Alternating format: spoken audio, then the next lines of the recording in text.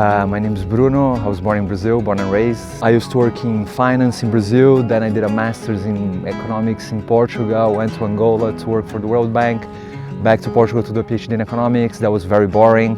I still like the academia and research, so I moved to Bath to do sport and exercise science, finished the BSc last year, and now I'm doing first year of the PhD in nutrition and metabolism.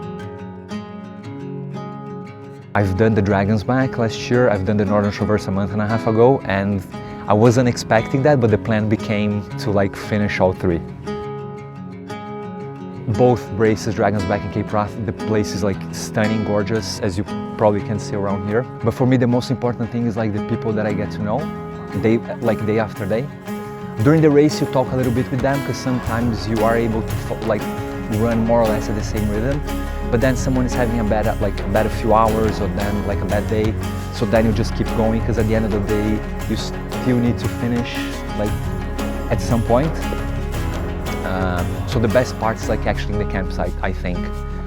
When we're having dinner, having the chips, or having I don't know, anything, food we're having here. And then you can just share the experiences from the day, how what do you do after once you finish this, before you were here. So you get to know people really, really well, and for me that's priceless.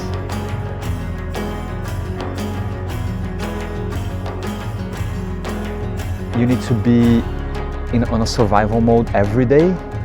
I think even the top runners, they're still having long days out there. They're having 8-9 hours every day. So once they arrive to the campsite, they're also thinking about, okay, I need to recover, I need to do this, I need to do that. You don't have too much time to relax. I'm not one of the top runners. It was taking me about 12 hours, 12 something every day. So basically I was getting in the camp, make sure I had some food. So then I would just go straight to the camp, eat, try to get my feet or anything that I need to sort out for the next day, and then go to bed. So way more stressful. I don't know if the getting to the end is as important for me as having this and spending this time with people and going through the days and just seeing all of this. So I haven't been thinking about crossing that line that much.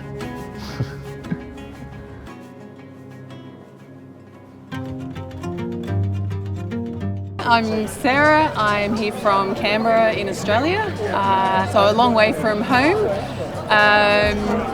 I don't even know how I found out about Cape Wrath, probably about 3 years ago when I first started running, and it sort of planted a bit of a seed of that's a thing I think I want to do one day.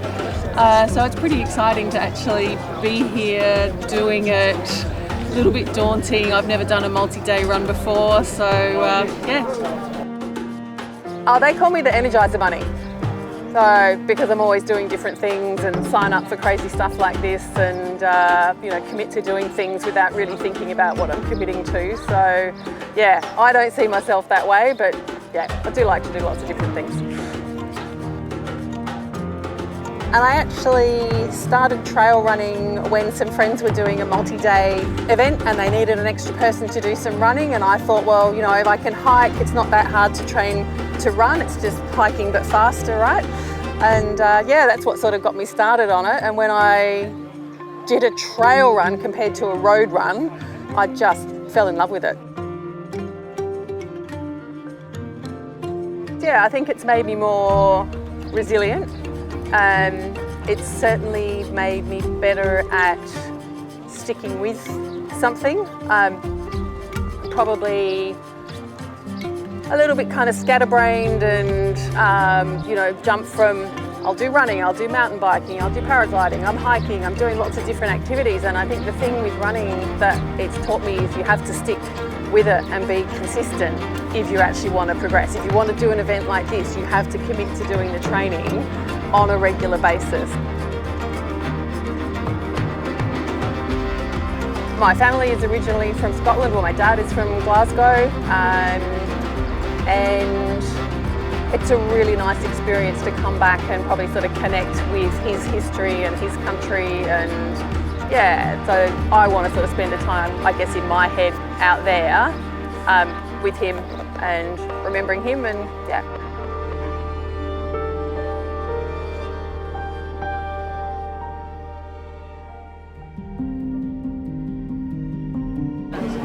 my fault for this challenge. I seen it a few years ago and I've badgered them for the last 2 or 3 years. Let's do this, and then eventually we all agreed this year to take part. I didn't agree. I got Bruno into it.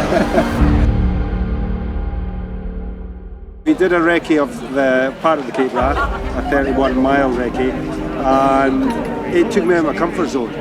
The river crossings, I was a bit frightened doing them because it was in spate one day, and yeah, so I'm quite happy that the rivers are going low and it's dry, but you know what, sometimes pushing yourself, that's what we need, what keeps you alive. We just need to keep each other motivated. We need to help. We need to be there for each other, to help each other when the times come. And then, like we've said to each other, when you come in at night and if you feel as though you've had enough, don't give in. Come back to the tent and chat with your mates and pull each other through. I think the average person just thinks you're a superhero or something. I don't know. It's something like that. I don't feel like that. I think we think we're idiots, not super.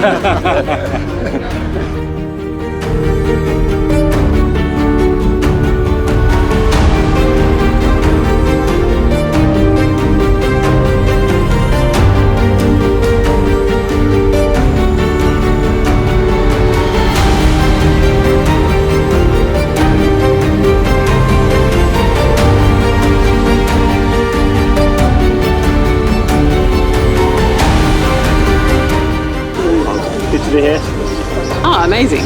Yeah, amazing. I'm tired though. Yeah. Body really wore out on the last day.